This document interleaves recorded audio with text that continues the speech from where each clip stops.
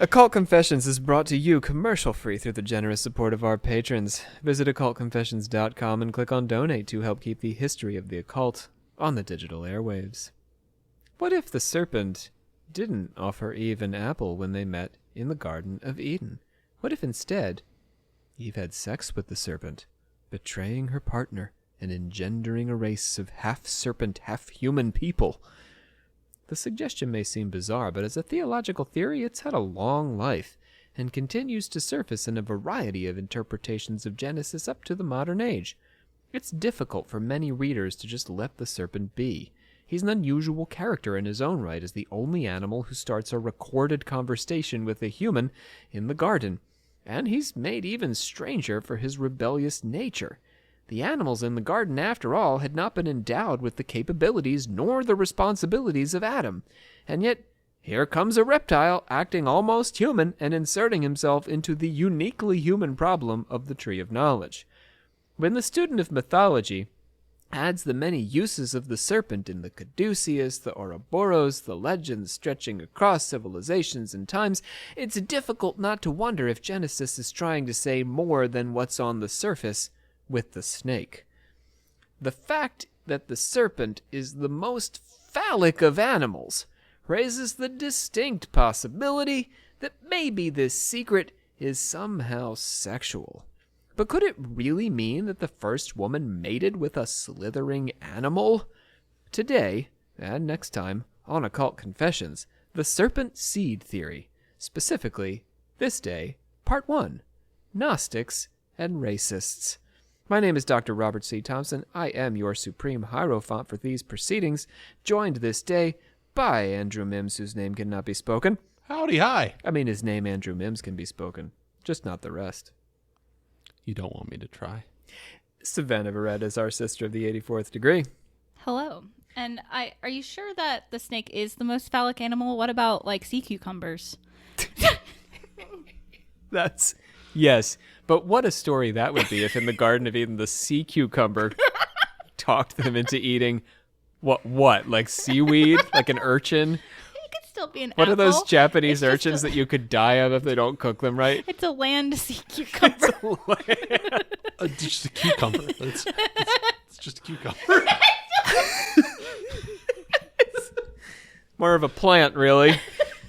Surprising that it has anything to say. I mean, a snake, it's surprising that talks, but a cucumber, like an actual cucumber, who knew? And it doesn't want you to eat the cucumber, it wants you to eat a completely different thing. Brandon Walls is our silver-tongued shadow. I'm just imagining now all of the Bible, just instead of Satan and Lucifer being a snake, it's just a fucking cucumber. It's various vegetables. Yeah. It's just VeggieTales. Yes. It's veggie. Well, I mean, VeggieTales, they got there ahead of us, but now in our case, they're all the evil creatures. So, like, the firstborn are killed by carrots or something. They are really sharp. You couldn't stab someone with them.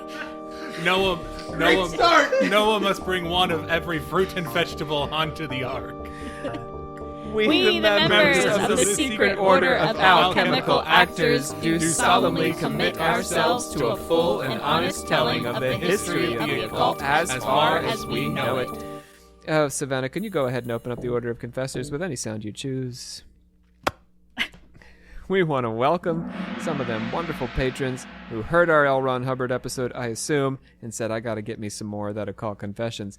I'm talking about Wolfgang H., Jesse B., Rachel H., Maleficia Red, Eva A., Kelly H., Jessica T., Spencer M., and Tasha O. Welcome to the Order of Patrons, my friends. We are so grateful to have you. Savannah's here to remind us to listen to Strange Ride. But you are promised a much more in-depth commercial for that particular show on the subsequent installment of this conversation about the serpent seed. So we'll just leave that as a teaser. Why should they listen, Savannah? Give us one reason. No mention of sea cucumbers. That makes this a lot harder. I get to explain to Rob what Five Nights at Freddy's is. Yeah, if that's not enough to tempt you into this, I don't know what is. Close up that order of confessors, Mims. It's okay. We picked Mims up, set him back on his chair.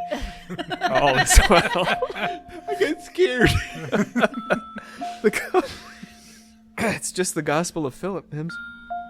The Gospel of Philip is generally attributed to one of Gnostic Christianity's most famous teachers. I'm speaking, of course, of Valentinus. Not to be confused with St. Valentine. Valentinus has nothing to do with Valentine's Day. Valentinus also was very nearly a pope, but he was a Gnostic. So that's kind of a fun fact. Very well-educated member of the Roman So it's like clergy. a different sect of Christianity? The Gnostics, yes. Okay. Yeah. Valentinus, though, his perspective was that the Gnostics had an elevated knowledge so that, like, regular Christians were okay, but he had Christianity plus. Did he pay like a monthly subscription for it? For the low fee of, but like, 15 shekels a month. it wasn't like one of those situations where he said, well, you're all sinners except for my people. It was like, my people are just a little bit better than you, but you guys are okay. So you can see why he almost got to be pope. Valentinus's Gospel of Philip, or presumably Valentinus, offers one of the earliest references to the serpent seed theory. Authored around the 3rd century, it was lost to history before being rediscovered in Nag Hammadi among a large collection of Gnostic texts. The book is a collection of short aphorisms, not unlike the Tao Te Ching, organized in various ways according to the translator.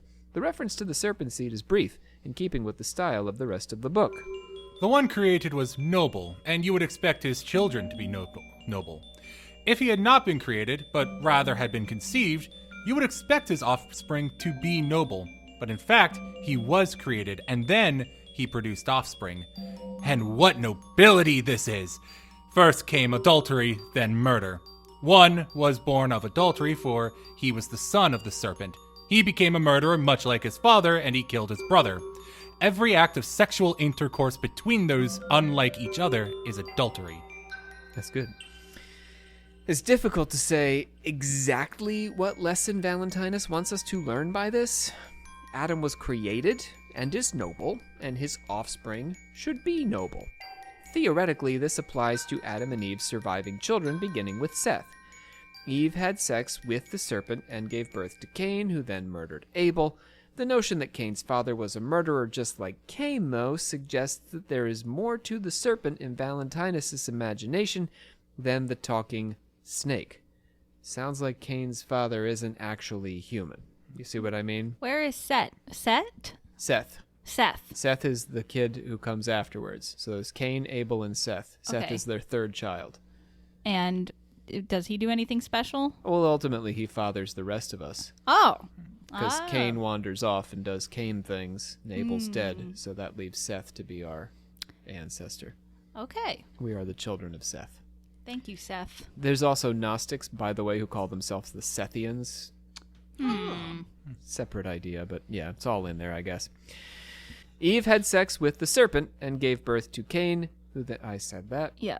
You mentioned Seth, which is why I was like, wait, we didn't... I don't know anything. This is the first I'm hearing of him. The serpent may be the Gnostic demiurge, for example. So not a snake at all, but a god. An undergod, a demigod. To better understand this, we need to turn to the second and far more detailed account of Eve's liaison with the serpent in the Apocryphon of John, or the Secret Knowledge of John, which is another Gnostic text also recovered in Nag Hammadi. So to remind everyone, or if you're not familiar, the Nag Hammadi texts were discovered in like the 40s or so. So 1940s. These texts are 2,000 years old-ish, but we haven't had access to them for that entire stretch of time. So kind of cool. Now we know that this is what the Gnostics thought. That is cool. But Yeah. is it suggesting that it's kind of like Zeus sleeping with somebody as a swan? Leda, but yeah, there's a Leda-ness to it. According to the Apocryphon of John, God the Father first created Barbelo, the Mother Father, and the first human, the universal womb. Barbelo asked for thought and foreknowledge and incorruptibility and eternal life and truth, and God the Father gave these to Barbelo. The Father gazed with a pure light into Barbelo, who conceived and gave birth to a child. This divine child asked to be given a mind, which in turn asked for a will, and this was the Trinity at the heart of creation. The perfect mind created the perfect human. That perfect human was Jeradamas, who had a son who was Seth. So not What? exactly.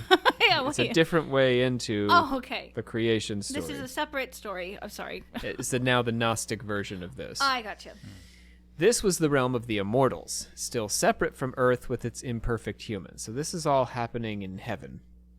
Sophia, the spirit of wisdom, was one of these immortals, but is not to be confused with Barbelo. Sophia was the spirit of the lowest aeon, who corrupted the divine order, in which only Barbelo had done the creating.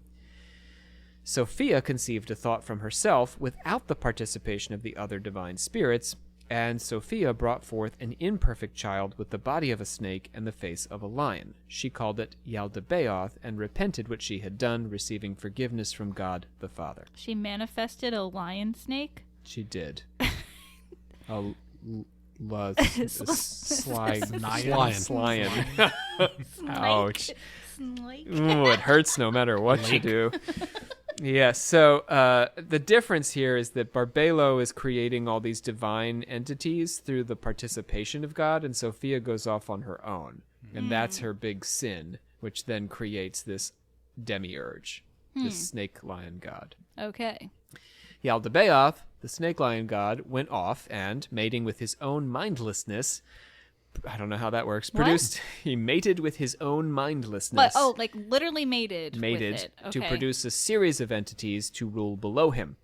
He then created a universe, patterning it off of the divine order of God the Father and Barbelo.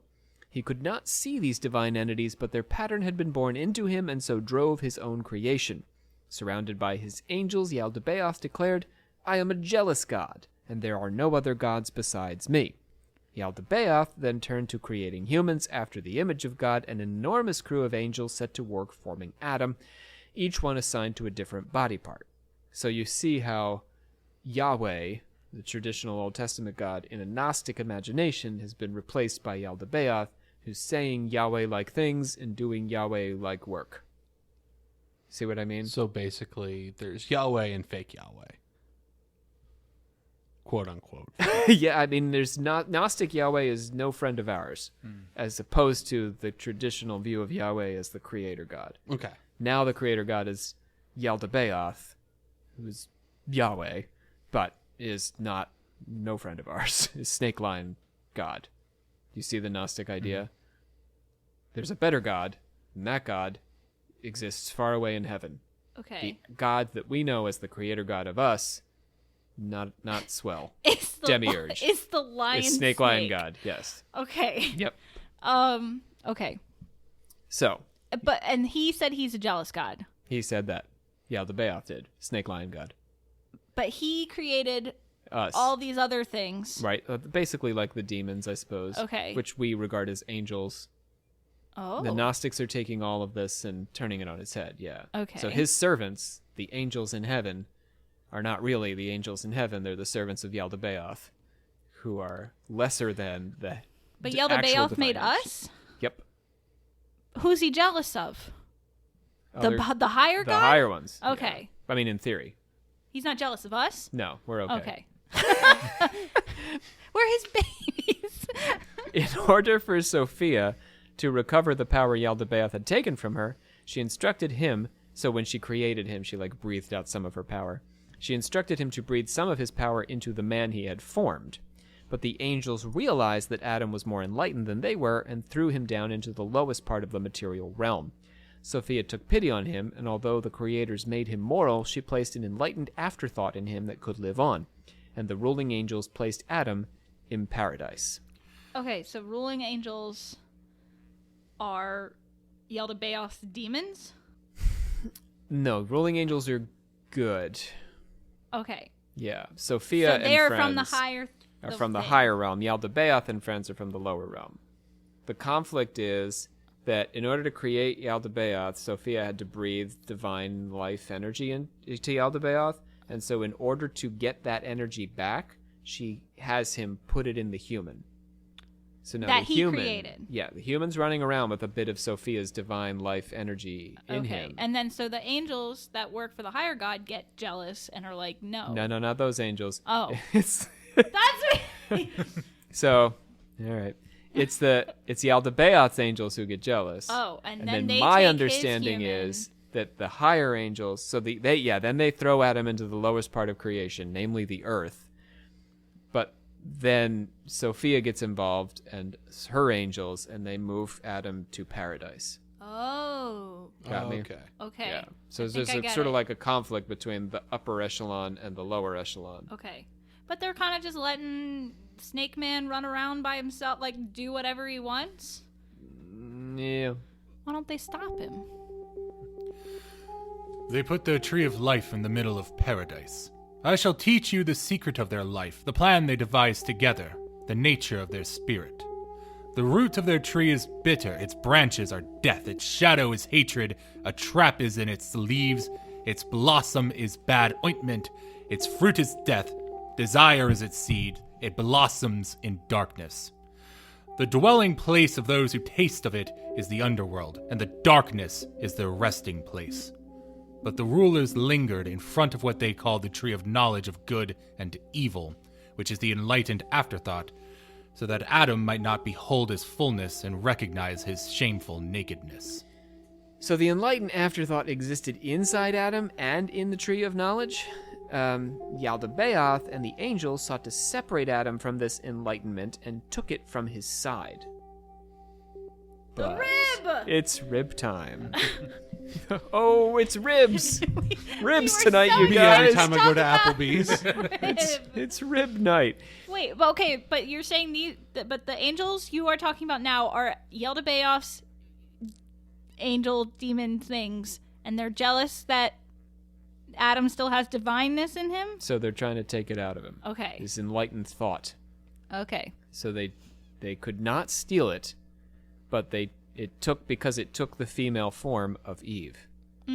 So Gnostics are pretty pro feminine energy and femininity in general, because Eve is the enlightened thought. Nice. Woman is the enlightened thought, taken from Adam. Adam recognized in Eve that she was like him, and his eyes were opened. So when he saw the woman, he had a revelation. And so he created his own divine thought in a sense? In a way, yeah, but it had to come from his recognition of her, who was the personification of the divine thought. Interesting. Adam and Eve are ideals who, when paired, became immortal, or the concept of immortality.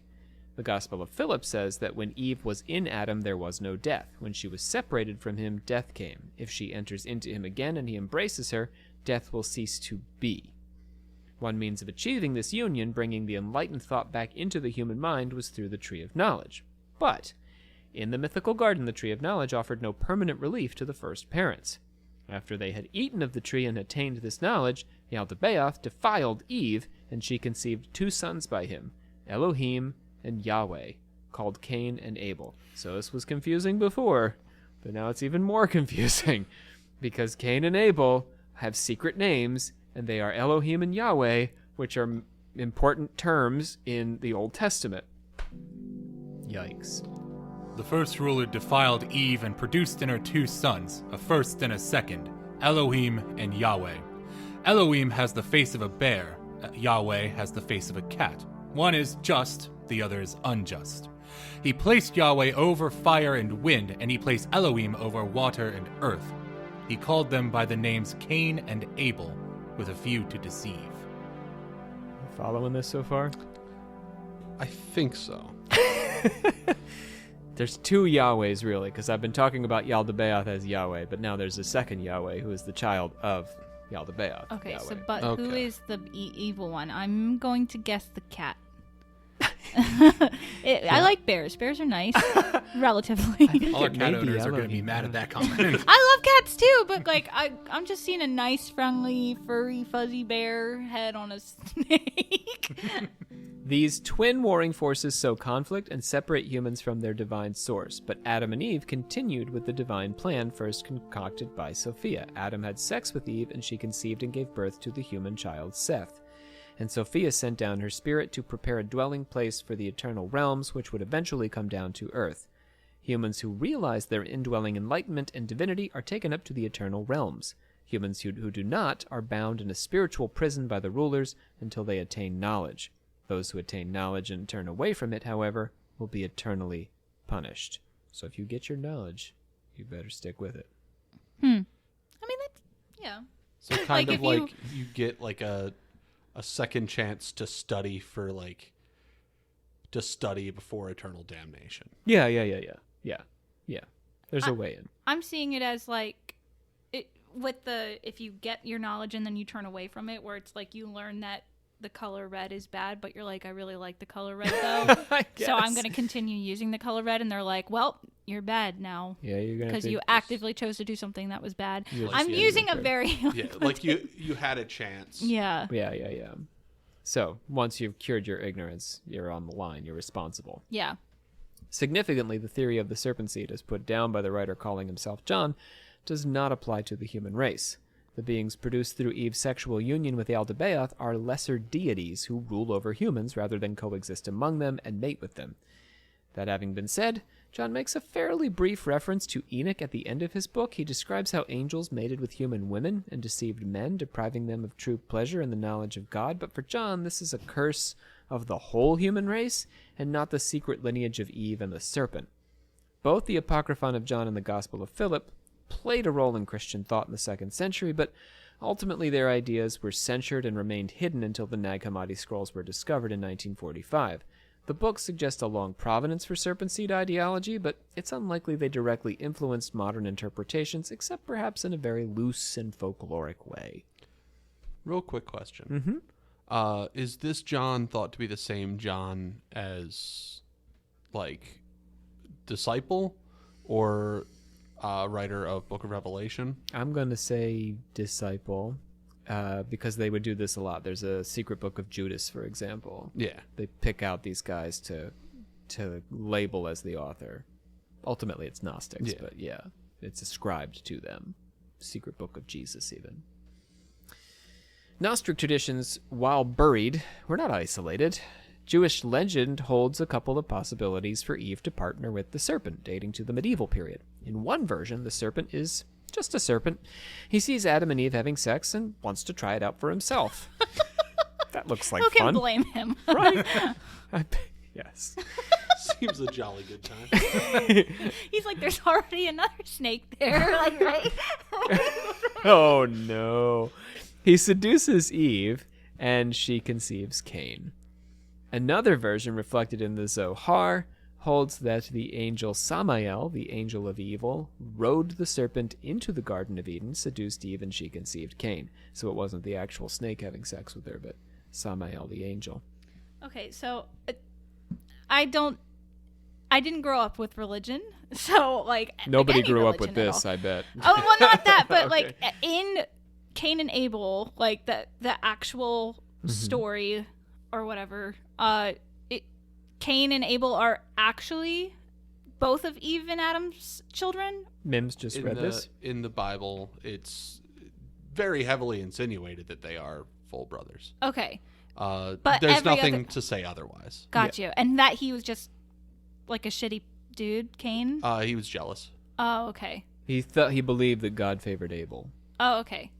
So in all of these stories, they're saying that Cain is bad because he isn't actually the true son of Adam and Eve. But This is another way of seeing it, yeah. okay. But the Bible the Genesis, the Pentateuch makes no claim of this. No, yeah, I'm just trying to wrap my head around because I didn't know the story necessarily. So, but it's always Cain who is the one that is not their actual son in these stories. Yeah, Cain would be left to the side. Okay. If someone evil's it wouldn't be Abel, the good one.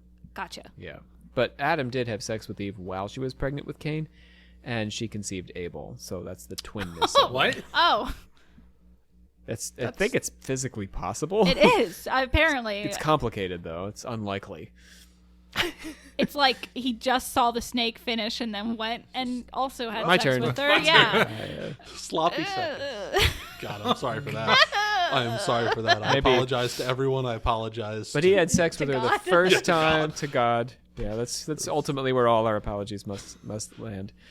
Cain had an otherworldly appearance owing to his father's angelic nature. This is in the case that his father was the evil angel Samael, and this explains Eve's comment in Genesis 4 that she conceived a child with the help of Yahweh. Whoa, yeah. So the Gnostics are really, really whipping around the text there. Since Samael is also the angel of death, this explains why Cain murdered his brother. It also may account for the suggestion all the way back in Philip that Cain is a murderer like his father, because his father is in fact the angel of evil. Modern uses of the serpent seed theory fall into two general camps. Oh, well, before we do that, so do you see, like, there's a few...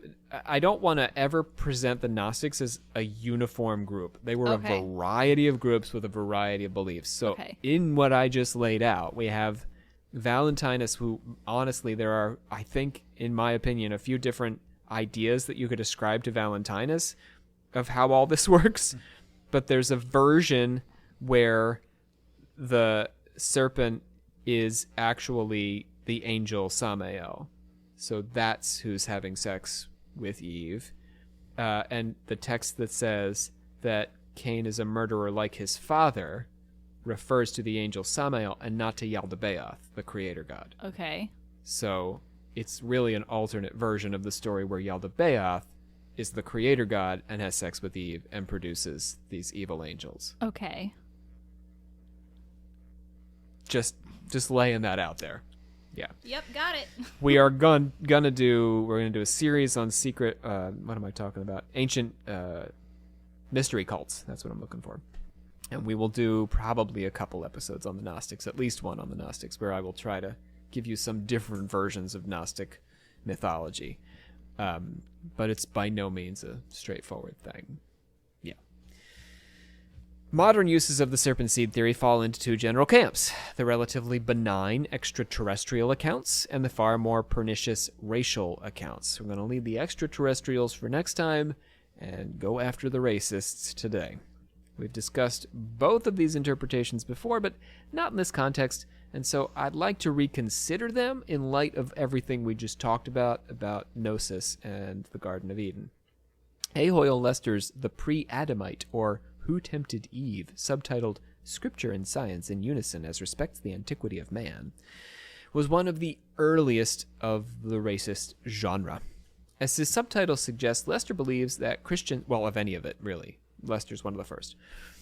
Lester believes that Christian scripture and scientific understanding must ultimately align. He says, "The Bible and science move together harmoniously, and where there are seeming inconsistencies, there can be no controversy. Our interpretation of scripture is either incorrect and needs modification to place it in harmony with the progress of science, or else the scientist has failed in his deductions and presents a dogma which has an existence only in theory and not in fact."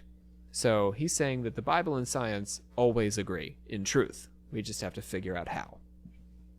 We're wrong if we think they don't match up. Lester then turns around and makes a biblically controversial statement. Since Asian, Indian, and black people exist, and presumably indigenous races, depending on what Lester means by Indian, then humans must have existed before or further afield than Adam, because Adam is only the father of Caucasians. Oh. Oh. That was the end of my statement. Though. Okay. Yeah. That's all Mims has to say. In Earth's crude and unsublimated days, just after God had finished creating the animals, God created the African races endowed with speech and with a higher degree of intelligence than that bestowed upon any animal of a former creation. But the African fell from his high estate when he decided to gratify the unholy passions prompted by his unholy nature, including through acts of cannibalism. Let me say again, we are not, maybe not again, maybe for the first time, and it's worth noting right now, we are not advocating these ideas. No. We are simply sharing what the theory was in this guy's opinion in order to critique it. I think that I do this on the show. I do it regularly. I think it's a bad idea to put our heads in the sand and pretend like none of this exists or like it never happened. We have to face it. It's part of the true history of our culture. So, anyway, back to Lester. Yeah, so he was already calling them, like, lesser people because they were born before the perfect guy or whatever. Well, they're outside the Adam story, which feels like, yeah, they're being excluded from something neat and cool and fun. But his initial contention is that they were, it seems like he's suggesting they were created just fine. There was nothing wrong with them. But then they got up to this unholy business. Like cannibalism. Ooh. Yeah. Not like defending cannibalism, which is a hell of a sentence to say. But like, so he's pretty much saying like that they are like the animals, but a little bit higher. I guess after the fact, yeah. Their initial creation wasn't necessarily like that, but ultimately, that's how it works out. That doesn't sound much better. Yeah, that that's- doesn't sound that's- at all much better. None of it sounds good. No. I'm just that's trying to awful. understand that. I don't know. Well, what time period is this dude from? 19th century, I want to say. Lester's point is that the African races, in being first, were ultimately the lowest. I further assume, he says, that the next creation of a higher order was the Malay, and then the American Indians and the Chinese, presumably tracing all Asian races to China. I kind of read this like God keeps... It's sort of like some indigenous... I want to say Mayan, maybe not, but I think Mayan. This idea that God creates humans and they don't quite work out, so God tries again, or the gods try again and again and again. And this is how Until we we get all the get races. white people. Yeah. What? Yeah. So what I'm saying about there being nothing wrong with the Africans necessarily at first in Lester's estimation, that's true, but then they sort of fall. And all of these races fall from this perfection, as in Lester's. So different drafts. Different drafts, yes. A little bit of Lester, please, Brandon. We're going to give him a dumb voice just... Do what you got to do, Okay. man. And last but not least, God in his wisdom and in his own image created the male and female, Adam and Eve, the progenitors of the Caucasian race. I'm sure that's pretty close to what he's saying. Yeah. What distinguished this new race, Lester argues, was its intellect. Just as the African and Malay races had been given darker skin to accommodate the tropical climates they inhabited, the white race was endowed with intellect. Oh, God. Because we were born with the internet. I don't really know what that was an adaptation to. It's like, oh, you don't live in tropical places. Maybe you we were born don't- in a library. Maybe Yeah. white people were born in a library and we needed to know what to do with all these books. I don't know. I don't really know the logic is certainly strained. Yes. Yeah. Lester certainly does not invent this idea. Samuel George Morton was one of several physical anthropologists who contended that cranium size was a corollary to intellect and that he could rank the races of humans in this way. Morton argued that Caucasians had the largest brains, followed by Indians and then Africans. Neither Morton's measurements nor his conclusions were accurate. Let me say that one more time. His measurements were wrong. So was his opinions. Right. And he was Caucasian.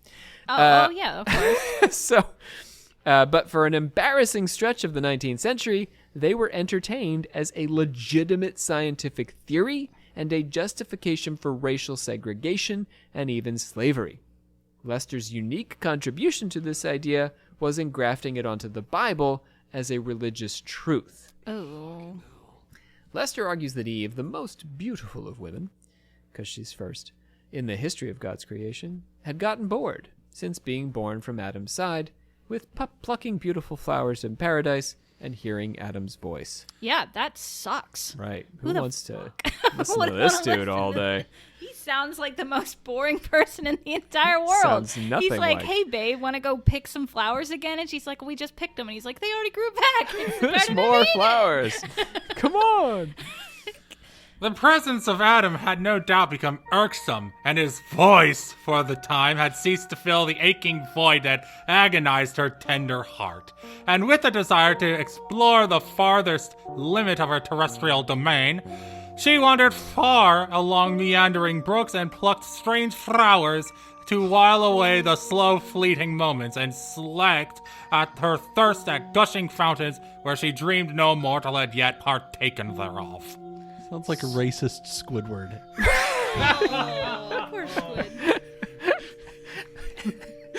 Having wandered far from Wait, home. so, but oh, okay, so Adam's supposed to be this, like, cool dude, of right? course. Adam's always Like, a cool he's dude. like the superhero Pretty much every time. of the Caucasian race. Right, because he's comfortable in picking flowers at home, like a good Adam should. Oh man. Yeah. And This Darn Eve gets bored. But Yep. is he saying like Adam's voice is annoying, or that Eve is bad for being annoyed? well, with Lester's him? voice is annoying on this podcast. I mean, don't I know. just think My that's sort of apologies and no hilarious. apologies. He's It's sort of hilarious that he's like, it's his voice that drove her away. Had Adam been an occult podcaster, I just want to say this all would have worked out very differently. Having wandered far from home, she came across the serpent. She'd only ever known Adam and the animals of paradise and knew nothing of the fallen races that had preceded her or God's displeasure with them. It is absurd, says Lester, to think that an actual serpent spoke with Eve and tempted her. Rather, the devil approached her in the form of an attractive Mongolian. What? The devil is always portrayed as an attractive Mongolian, Savannah. Haven't you seen the paintings of the Mongolian devil? I guess I have. It's I just a sexy Genghis Khan. That's all. Well, I'm down with the devil being sexy, which is it pops up a lot, but Genghis I don't know. Khan, he's a sexy Genghis Khan. Not that Genghis Khan wasn't sexy, but I don't sexier even. know what Genghis Khan looked like. Looked like a Mongolian. Oh, okay, that clears it up. He had but a yak and that a is yurt. very- that's And other things that start with the letter But Y. he didn't mention that race in particular It anywhere does- else. It does seem out of the except blue, yeah. here. Well, I guess it's implied. I mean, he did talk about the I don't know. Yeah, they're not okay. Chinese. The Mongolian is a specific race that is Yeah. not Chinese. Anyway, Weird. It sounds like this guy has some like personal biases that he needs to work through. he's been having weird dreams about Genghis Khan, and he's trying to work that out. So this hot Mongolian is an idolater, clothed from head to heel with the accumulating curses of an avenging god. What does that mean? I don't know, but it looks sexy. I was about to say it sounds kind of hot. does- Whatever it is. Does he have a crush on a Mongolian man? The serpent met often with Eve and spoke to her of love and seduced her, so that Eve returned from their fateful encounter a fallen creature, disrobed of virtue. Cain was the offspring of this union, and so it should be no surprise that the son of the Asiatic nomad or pre-Adamite was rejected by God and killed his brother. Cain went on to father a race of his own, the Bible's single reference to the Nephilim, created when the sons of God went into the daughters of men, refers to the sons of Adam's line mating with the daughters of Cain's line. Lester cites Pocahontas and Cleopatra as such daughters, whose allures proved irresistible to white men. What?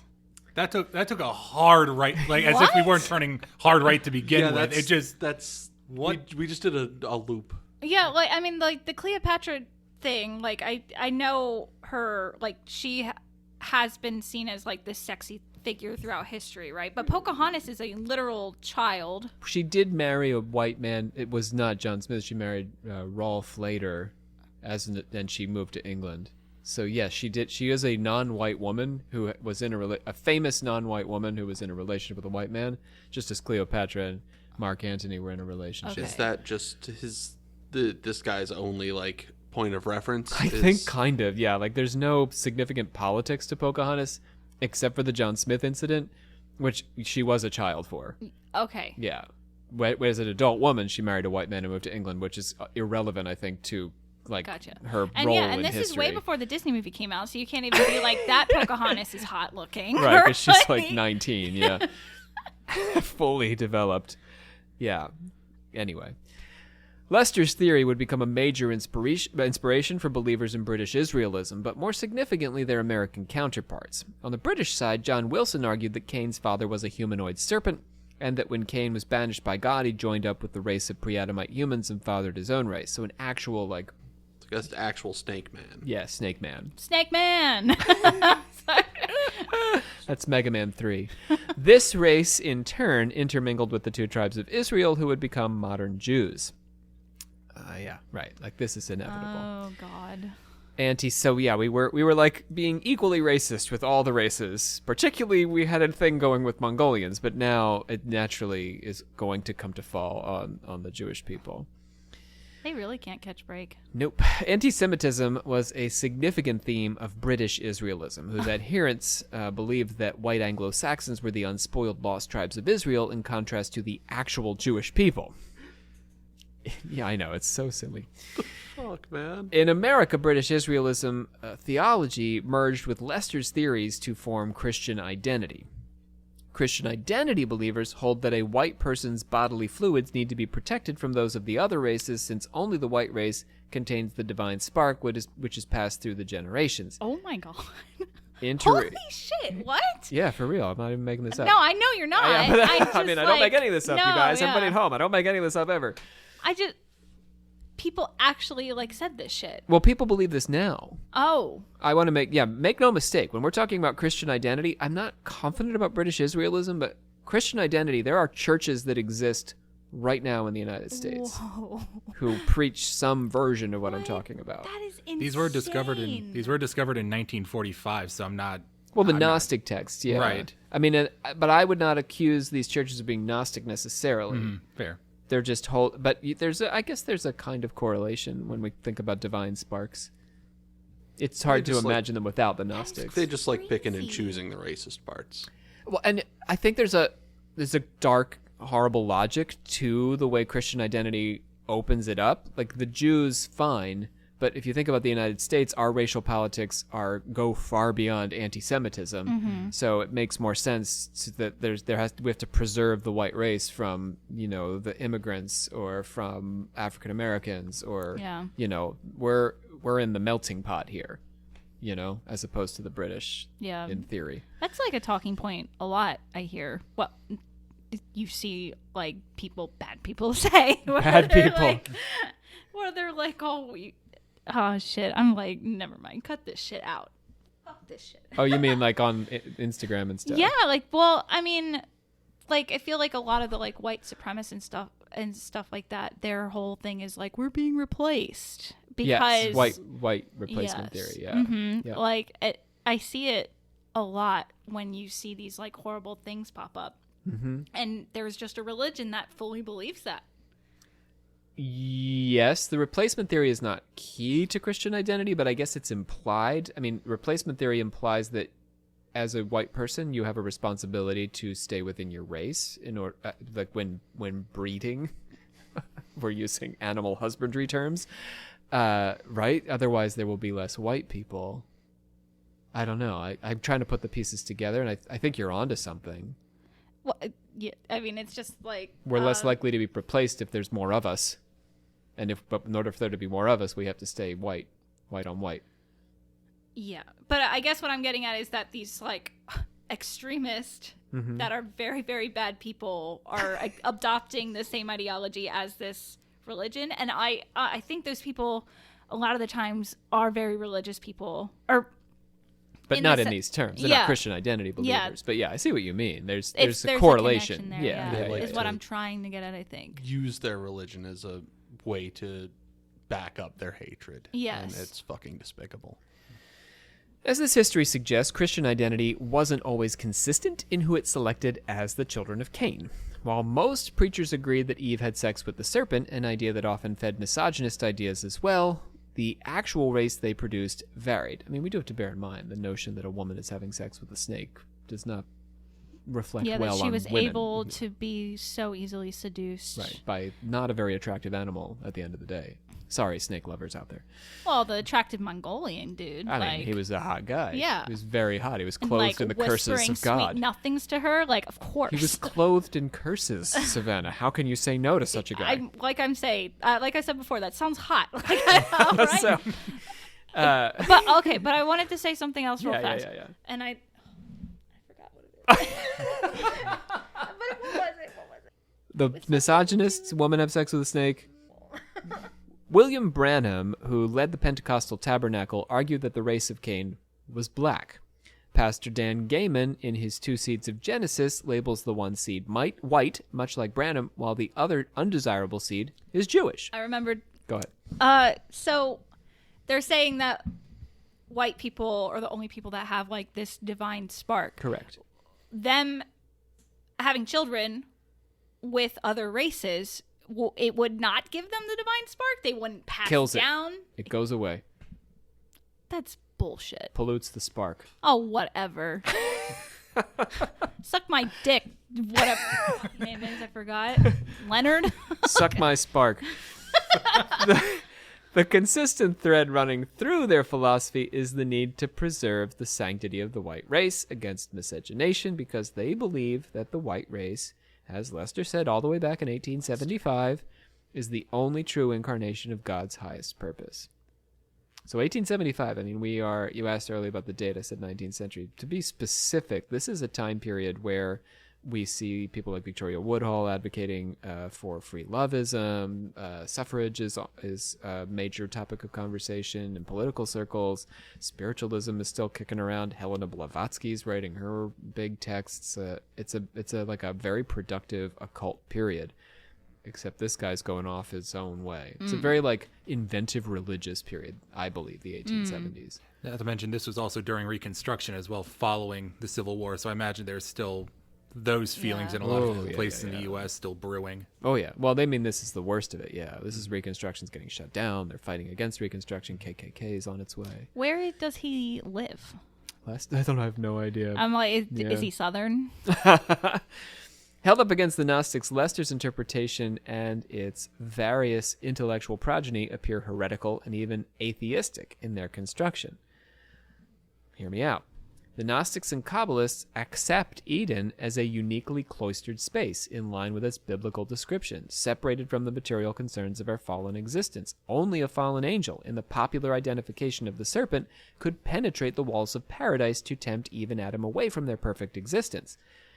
That's your good biblical interpretation, right? It is a magical place that God has created that not just anyone can walk into. But in Lester's version, and by extension British Israelites and Christian identity believers, Eden was not particularly special. Yeah, it was in Salt Lake City. It's not the Mormons. It may have been a nice enough place, but a wandering Mongolian or African or Jew could simply walk into it and start seducing God's favorite naked, innocent people hidden inside. Okay, but he did One could also say that about Walmart. God's favorite naked people are in Walmart. But he did say he was clothed in curses and stuff. It sounds the Mongolian was. Yeah, it sounds like. But God could have done better than just clothe them in curses. God could have just kept the Mongolian out. Why didn't God just smite the dude the second he appeared? Another option. Come on. Given that, how could God have banished Adam and Eve from the garden if it was so easy to come and go? Let's think about that for a second. Wait, what? Eve and Adam were banished from the garden. There was a flaming sword placed at the door of Eden. But Africans could just walk in and out. Mongolians could come and go at their leisure. How do you get banished from a place like that? Well, what I was getting at with the cursed clothing, or the curse that is clothing, it's normal people can't wear that. That's it's true. probably the devil in disguise, right? You would think, but Eve had never met the devil before or seen a person clothed in curses. That was her first time. Okay, but that's not what I'm getting at. You were saying that, how did they get in? It's probably the devil again. The Mongolian is the devil. Yeah, that's possible. But what about the Africans and the Jews? If the Jewish races and the African races were when the did children they enter of this, the story? It depends on who you talk to. Who we're calling the race of Cain. You see what I mean? Okay. Different groups are going to say the race of Cain is black, the race of Cain is Jewish, the race of Cain is Mongolian. Okay. So the question is, how did these racial humans get into the space? Adam and Eve don't feel particularly hidden, and Eve's sin does not feel particularly cataclysmic when it is merely sex with a stranger. A story about spiritual perfection and loss suddenly becomes distinctly materialist. The miracles and wonders of God are hardly necessary in Lester's scientific Eden. The misogyny is also too strong to make sense of the biblical source material. Lester explains why Eve fell, but what about Adam? Genesis is clear that both Eve and Adam eat from the tree. If Cain is the child of Eve and the serpent, then what serpent is sexing Adam? Why not the same one? The same Mongolian guy. Yeah, Adam's he's hot too. Oh, no. And it is Adam and Steve. Ooh. His name was Steve, the Mongolian Steve the guy. Mongolian. Yeah. Draped in curses. Steve's got to be short for something. Stevis Khan. Steve is God. And But wait, okay, I'm still confused. So I'm picturing like a dome around the Garden of Eden, and you're saying how did all these other races get in? yep. The Mongolian got in. This sounds bad. The guy draped in curses Okay. got in because he is secretly the devil, right? Okay, so he has divine power, so he's able to sneak in. All right. When do all the other races get in? I don't know. That's what I'm saying. No, but I'm asking you. Oh. When do they become a part of the story? It depends on who you talk to. I mean, it's only Lester who says it's a Mongolian, but Lester's theory is not. It's like the inspiration for all these other churches, but different churches are going to say the race of Cain is a different race. They'll say it's black. They'll say it's Jewish. But Cain is their child, right? Cain is the child of Eve having sex with the serpent, Yes. who may or may not be Mongolian, black, or Jewish. Okay. How they got in is she gave birth to them in the Garden race of Cain. Eden. Yeah, but she didn't give birth to the guy she had sex with. No, but he's the devil. He was able to get in because he's magical. That's fair. But now my second question to you is, if Adam also fell by eating from the tree of the Garden of Good and Eating, and eating from the tree is actually having sex with the devil, then that means Adam must have had sex with the devil too. Yeah. Steve. There's nothing wrong with that. Stevis Khan. I feel like the devil would definitely be bisexual. And I'm saying that Isn't as a that like the bisexual entire person. plot of the show Lucifer? Or am I? Yes! Or am Well, I like wrong. I don't know, actually. I never finished it. I never but watched he was it, falling but- in love with a human woman, and he was losing his powers, and I was like, this is weird, and I'm turning it I'm off. just going to say this is such a leap beyond the source material that I am not comfortable with how far Lester has gone here. I mean, we're not comfortable for other reasons, but it's just a ridiculous interpretation of the text. Yeah. Yeah. It's, I'm just trying to we're up get- to gay sex here now with Adam. So how Yeah. did we, like, that's, of course, Genesis should have at least hinted at that if that's what happened. Well, also, Adam maybe was just a great guy and was like, oh, God, you're throwing my wife out. I guess I'm going too. I'm just walking out of here, but there's no fruit involved for me. Thank you very much. No, He's thank like, you. I saw that snake. It That- wasn't that Stevis guy, Khan yeah. can go ahead and take a hike. I will not be having his apple today. Also, who are those children who Adam had sex? Who's his kids? But you're saying he didn't. He said no. And why doesn't the Bible have anything to can. say about the children of Adam and his serpent, Mongolian sexy lady? Finally, the racist interpretation of Genesis leaves too much of the actual Bible story unexplained to hold water as a legitimate reading of the text. Of course, we have other concerns about it, but if we try to take it seriously and say this is a legitimate reading of the story of Adam and Eve, I just don't think it is. It's just too... Yeah, It's leaving too much unanswered. batshit crazy. It's totally, yeah. It's a This sounds like big the leap. ramblings of like an incredibly racist dude high off his ass. Or like some racist old guy on his deathbed Yeah. being like, I spoke to God! And he told me... It was the Mongolians. And like would use like 7 different racial slurs you have never heard before and will never hear again. Son, get close, get close. Don't let the That's Mongolians the in. secret of the universe. Keep the Mongolians out of here. Oh my God. If you meet a Anyhow. Mongolian named Steve, don't. Don't trust Steve Scott. Don't take his apples, my son. And that is his last words. It's incredibly tragic. Nope, not tragic at all. We're glad he's gone. Yeah. Oh yeah, good Get riddance. fucked. I hereby adjourn and declare closed this meeting of the Secret Order of Alchemical Actors until where such a we're time ending as we get together and do it again. What else are we going to do? I What don't more know, is there dude. to I say? thought we there got part was- 2. I don't know. I have no idea. This is an hour of racist. Holy shit. Ra- We've been talking for an hour. We have. I'm not even kidding. Oh my We God. have plumbed the depths of this story. Holy shit. What happened to this guy? Did he have a terrible life? I hope he did. I mean, he published a book that started a bunch of weird churches that we're picking on now. I God mean, it's damn it. its own kind of Yeah, punishment. but that means people still fucking like think about him. and shit. Ultimately, I mean, I don't know if they think about him directly, but there's an inspiration there. Ugh. And the movement's quite relatively small, but I think it's important for us to acknowledge that it is still very much alive. The fact that it's still alive is like mind blowing to me. But Good news, this dude is dead. He has a grave. We can piss on it. yeah, Hey, true. Yeah, where is he buried, Rob? Well, I guess we'll put that in the show notes. Patreon special. Go piss on this dude's grave. We go looking for the grave of Lester Hoyle. So, this is our first part of the series, of this 2-part episode. It is like the 3rd part of our Adam and Eve series. In part 2, we're going to get into the extraterrestrial versions of this. We're going to ask a black man what he thinks about all this. Pascal Beverly Randolph. Naturally, he's not going to think any of the things that we just heard about Hoyle's opinions, Lester's opinions. So that's coming up. Savannah Barrett's our sister of the 84th degree. Goodbye. Brandon Wall's our silver-tongued shadow. I have no regrets giving that man a stupid voice. And Andrew Mims is cannot be named. Guy. Yeah. My name is Dr. Rob C. Thompson, your Supreme Hierophant. Catch you next time here on Occult Confessions. Bye. Bye.